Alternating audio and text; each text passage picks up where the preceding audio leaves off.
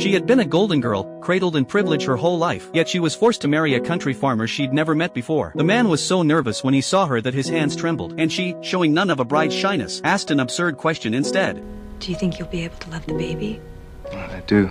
The man's answer was clumsy, yet firm and powerful. But this was nothing more than a transaction. Livy had been a promising archaeology student until she became pregnant a few months earlier, and the boyfriend who had sworn eternal love vanished the moment he heard the news. In that conservative era, an unmarried pregnancy was a crime shameful enough to disgrace an entire family. To cover up the scandal, her father forced her to marry Ray, an honest countryman. Their wedding took place that very afternoon. No flowers, no blessings, not even a wedding ring. But Livy didn't mind at all. For her, this wasn't a sacred marriage at all. It was just a fig leaf. A show put on for her father's sake. In her heart, as long as she could track down her missing boyfriend, as long as the scandal blew over, she would eventually leave this desolate farm. The first day of their marriage was filled with suffocating distance. To make Livy comfortable, Ray gave her the only spacious master bedroom and moved into the smaller room himself. At their first dinner together, the awkwardness between them was thick. One was a female scholar steeped in ancient Roman history. The other was a farmer who had barely ever left his small town. Between them lay not just an educational gap, but a chasm of class and perspective. After the meal, Livy couldn't hold back any longer and asked the sharp question. Why you agreed to this? Ray paused in his tracks, his gaze pure and simple. When the Reverend come out to see me and told me about your situation, I thought maybe it'd be God's will.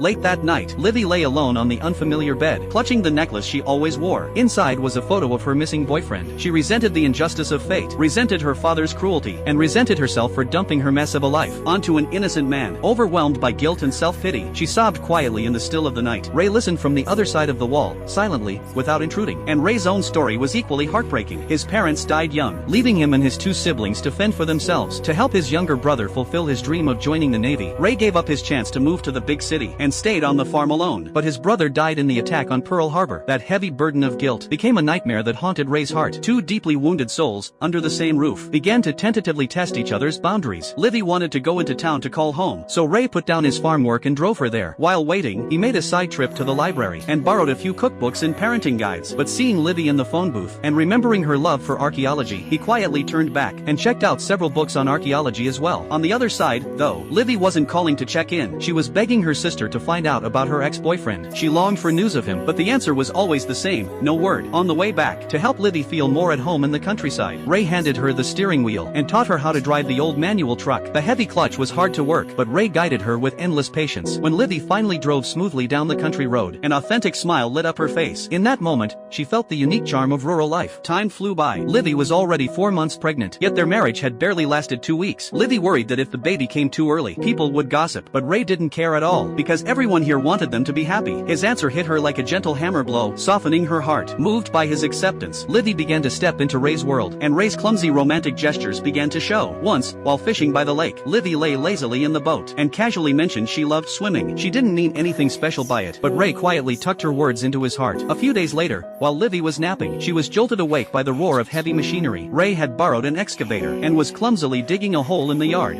What are you doing with that thing? You said you like to swim. Dig you a hole so summertimes you and the children can go swimming. Livy froze on the spot. She hadn't expected that this man, who couldn't even utter a sweet word just because of a casual remark she'd made, try to dig out a summer full of laughter on this very land for her and the child who wasn't even his. Then, at a family dinner, Ray, who usually talked endlessly about potatoes, unexpectedly brought up the excavation of the ancient city of Troy and the history buried in the sand. Livy immediately understood. Ray had memorized those archaeology texts he couldn't even understand, just to match her interests. Deeply moved by his effort and devotion, Livy gently picked up where Ray left off and told the family the story of Troy, her eyes shining with a light not seen in a long time. Ray's romance wasn't built on flowery words, it was expressed through action, and from that dinner on, Livy completely let down her guard. She stopped feeling sorry for herself, stopped seeing herself as a victim. She traded her fine dresses for loose, comfortable farm clothes, learned to bustle around the kitchen, and even found the morning tractor sounds more beautiful than city symphonies. The real closeness between them began when they touched each other's scars. One day, Livy found a pile of dusty old things in an abandoned bunker. Old farm tools, a broken crib. With an archaeologist's instinct, she brought them home like treasure. But the next day, Ray piled them in the yard and burned them. Livy exploded at him for the first time. Those were things she'd worked hard to bring back. Ray was terrified. He scrambled to fetch water, putting out the fire, and apologized over and over like a child who had done wrong. He didn't understand why she was so attached to that junk, but he was willing to respect her. So early the next morning, he left a note on the table. Dear Livy, if you like junk, you'll like the cellar.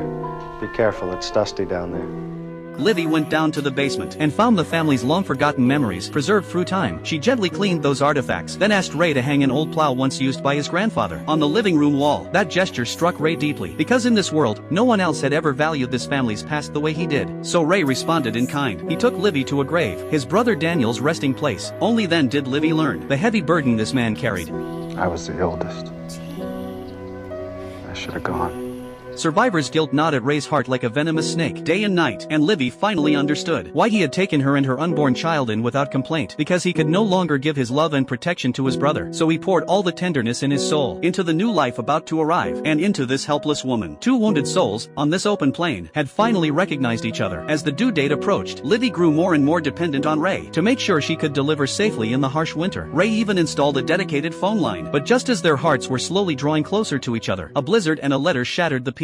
One winter night, to surprise Ray, Livy had prepared a candlelit dinner, and even let the yard dog inside to keep warm. But the moment Ray walked in, his face was dark with fury. He roughly chased the dog back outside. His sudden anger confused Livy, until Ray pulled out a letter from her missing ex-boyfriend, belatedly delivered. Only then did Livy remember that when she first arrived, she had written to him. Ray didn't accuse her of deceit or longing, he just suddenly felt exhausted. He had given his heart so fully, and yet it still couldn't compare to that faithless man. Calmly, Ray put on his hat, turned, and walked back into the snow to work, without giving Livy a chance to explain. Watching his retreating back, Livy realized how foolish her mistake had been. To make amends, the next morning, Livy got up early and made a hearty breakfast. Looking at the silent Ray, she gathered her courage and apologized, only to be met with his cold silence. Livy was feeling helpless and lost. Her moist eyes seemed to touch the softest part of Ray's heart. He stepped closer and gazed at her quietly. In his eyes was the weariness of hurt, yet still a faint light that refused to fade. Finally, he gave her a long overdue, tentative kiss. Is there anything you like about me, Livy?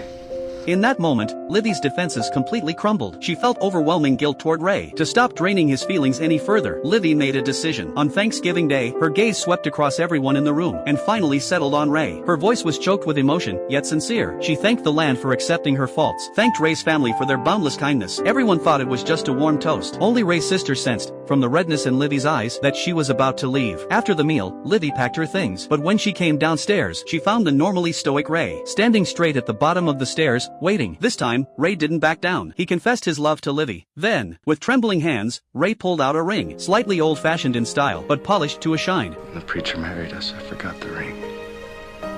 I have one now. But Livy felt she couldn't accept Ray's unreserved love. She didn't deserve him, but Ray looked at her gently. Someday you're gonna forgive yourself. Those words were like a key, unlocking the cage Livy had built around herself. What had truly trapped her was never that cheating man, nor the remote countryside. It was herself. She had never been able to forgive herself for trusting the wrong person, for getting pregnant out of wedlock. And Ray's love wasn't charity. It was an equal redemption. On a bitterly cold winter morning, Livy welcomed a new birth in her life. She didn't choose to run. Instead, she stood alone in the snow outside and lit a fire. She threw the photo of her ex into the fire without a moment's hesitation. The leaping fire consumed those false memories, and burned away the version of herself that had been trapped for so long. Just as the fire blazed, Livy's water broke. In the commotion, their new child arrived. Watching Ray hold that baby close to his chest, singing a lullaby with tears in his eyes, a look of pure, grounded happiness finally spread across Livy's weary face. They named the child Daniel, after Ray's fallen brother. That name was not only a tribute to the dead, but also a sign of new life, growing out of two broken souls on this barren land. Later, as spring arrived, the family of three walked through the green fields. Livy, in her floral dress, searched the soil with Ray for the archaeological remains she loved. Their love flowed like a quiet river through ordinary days, unhurried, unshowy, yet deeply nourishing, season after season.